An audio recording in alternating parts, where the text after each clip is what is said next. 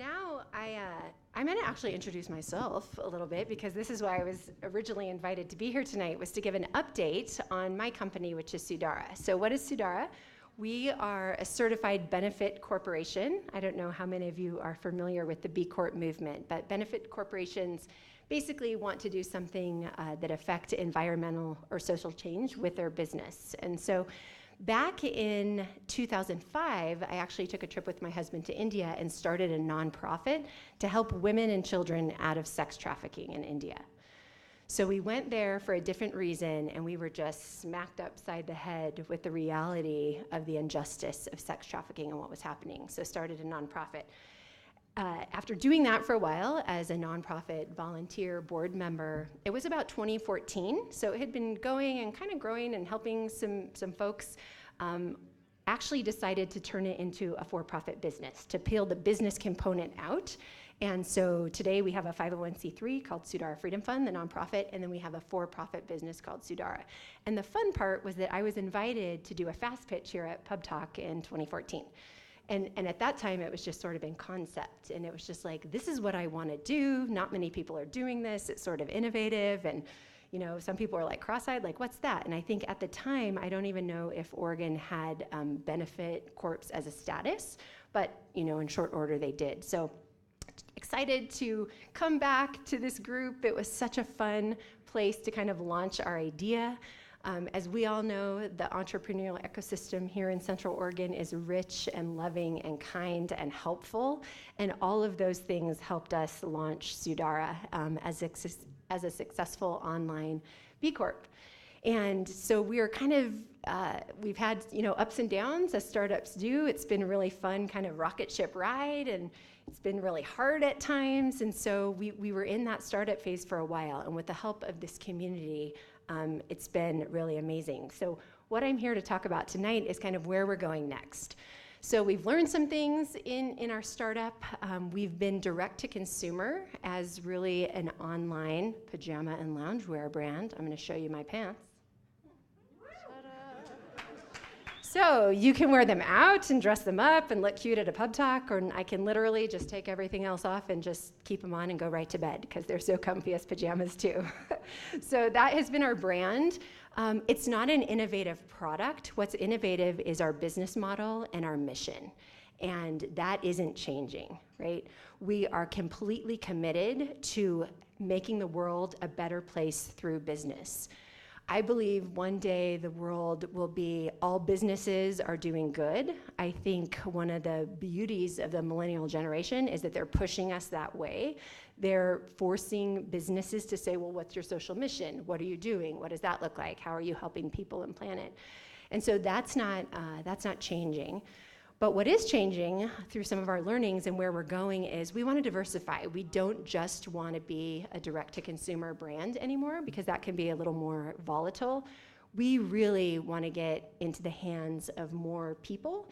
And so we're going to be doubling down on our wholesale strategy in the coming years and really activating amazing, badass women that we have as part of our community. We have incredible women, primarily. There's a lot of cool dudes out there too that support us, but primarily women who buy and love our products and buy for themselves and buy for the people in their lives. So we do have a small line of men's and children's, but they're really passionate not only about cute pants and pajamas, but about what we're doing, and that it's women empowering women, empowering women. And so we're excited to expand on that mission and create even more robust jobs for women here, real living wage, sustainable jobs, both in India and in the US. And so that's what is coming down the pike in 2019 and beyond. I'm really excited to introduce tonight a new partner of mine, Lisa Flynn. Lisa, raise your hand. So many of you probably know Lisa. She is not new to the entrepreneurial scene here in Bend. She's been an entrepreneur in her own right. She's held C-suite level positions at companies here who've been on the BBC stage. She was the first woman to pitch on the BBC stage, which is pretty exciting. So she's awesome. And she has some fantastic marketing chops. She's smart, she has a good heart, she's kind, and she fits right into what we're doing. And so she's really part of what's coming next and some of the change in our marketing strategy. Again, all with the goal of helping us grow and expand our mission. So how can you help us? Because this community has been so amazing. So we're basically asking for 3 easy things that each of you could do tonight. You can shop for awesome pants because we have a little pop-up shop that's happening right in the room over there. And the reason we're pushing shopping is because we are moving the back end of sort of our warehousing, operations, logistics, and fulfillment to India. So currently we have some warehouse space here in Bend. It's just proven to be really expensive and due to our weather, very hard to ship things out of Bend. So I remember when I started shipping things out of Bend, I'm like, why is Hydro Flask not shipping out of here anymore? Why is Refware not shipping out of here anymore? Everyone who started shipping suddenly realizes at scale it's very difficult. And so it will allow us to actually create more jobs and to fulfill our mission by those back-end warehousing and logistics being in India, which is really exciting for us, more opportunities for women. What we'll be keeping here is our sales and marketing and that whole engine of the business that will stay in Central Oregon and will grow more jobs here. But in the meantime, we have to liquidate our inventory because we're launching our new spring-summer season May 1st out of India. So we have lots of amazing pants at a smoking hot deal that you can get tonight only, and for a few more weeks here. So you don't have to be a woman to buy amazing pants. You can bring stuff home for your ladies, gentlemen. So a shameless plug there. Also, if anyone in the room has connections to wholesalers and those kind of accounts, because we really are going a little bit old school and needing those relationships for wholesale distribution, both locally around our country and then for global expansion, because moving our operations to India allows us to get into those global markets much easier, shipping from there to Singapore, Japan, parts of Europe. So anyone with those connections, please get a hold of us. And then lastly, as part of my update, before I put my MC hat back on, is the fact that as we are growing now and we're entering this growth stage, a lot of companies at this stage, would go out for funding, right? And they would do sort of Series A, and this is what they need to do, and VC funding. As a benefit corporation, it gets a little tricky because we don't have a quick exit plan in 3 to 5 years to give our investors a big return. We're trying to solve a horrific social injustice called sex slavery. And spoiler alert, that doesn't happen in 3 to 5 years. And so we do need funding to grow. And again, along with our innovative ways that we've had to do things as female entrepreneurs, as a woman of color, I'm Latina, we have to be innovative all over the map. And so we're going to be going into a more innovative fundraising strategy. It might involve, a crowd funding sort of riff type of thing, and that'll be coming right on the heels of our move to India. So if you're interested in that, if being part of something new and innovative and helping women change the world and being part of changing history, if that lights your fire, please drop your business card at our little pop-up shop, slip it in my pocket, give it to Lisa. We would love to follow up with you there. So I have a couple of minutes for Q&A. The MC would normally do this, but I'm going to do both. So if anyone has any questions, please don't be shy. And I have just a few minutes to answer some questions. Right here, lovely lady in the red. You said pants. It's not just pants, right? Thanks. It's like a good plant. I love you, Erin. Thank you. So, no. Punjamis are the name of our loungewear, and we do sell about 75% of our product line is in pants. It's kind of our signature piece, but we have some other really fun complementary products like robes and wraps that are really a utility piece, some beautiful statement t-shirts, some accessories and jewelry, things like that. So really fun, easy, giftable things for gifts, and Mother's Day is right around the corner, all that stuff. Yeah.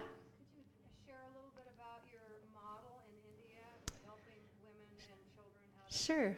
Thank you. Oh, and I'm reminded I need to repeat the question into the mic. So Amy asked if I could share a little bit about the model in India and how we actually help the women and children. And I really appreciate that question because I think there is sort of a myth out there that the only way we help women is by teaching them how to sew, right? And so that's one of the ways that women are helped. But really, the mission of Sudara is not to create an army of seamstresses.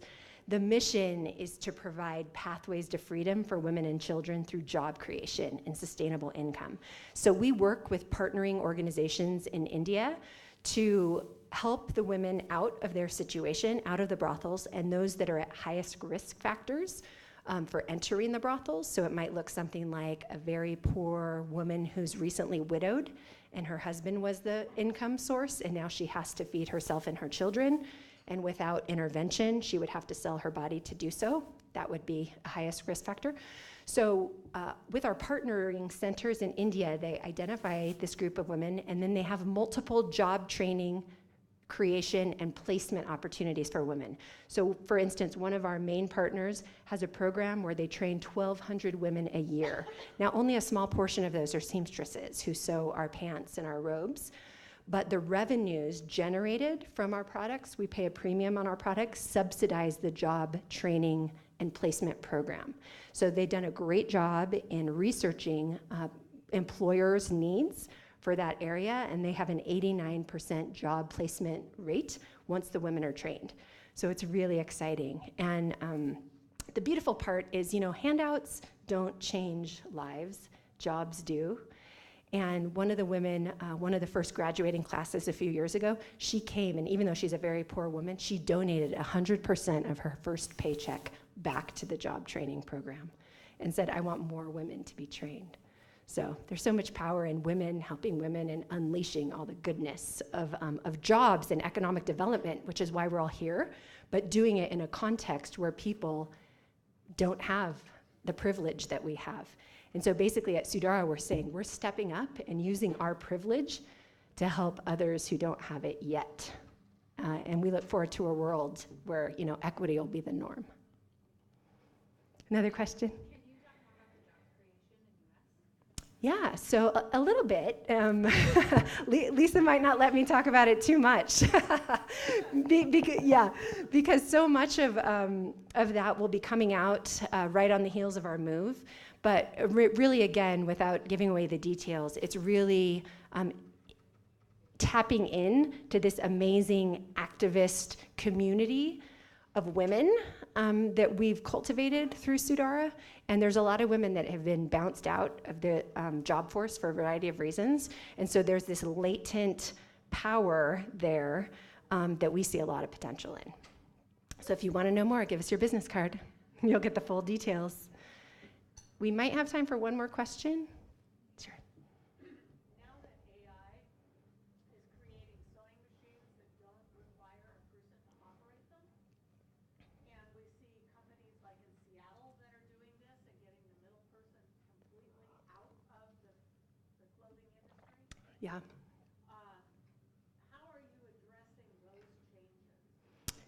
This was a great question. So it's talking about how AI is bouncing jobs such as sewing kind of out of the industry.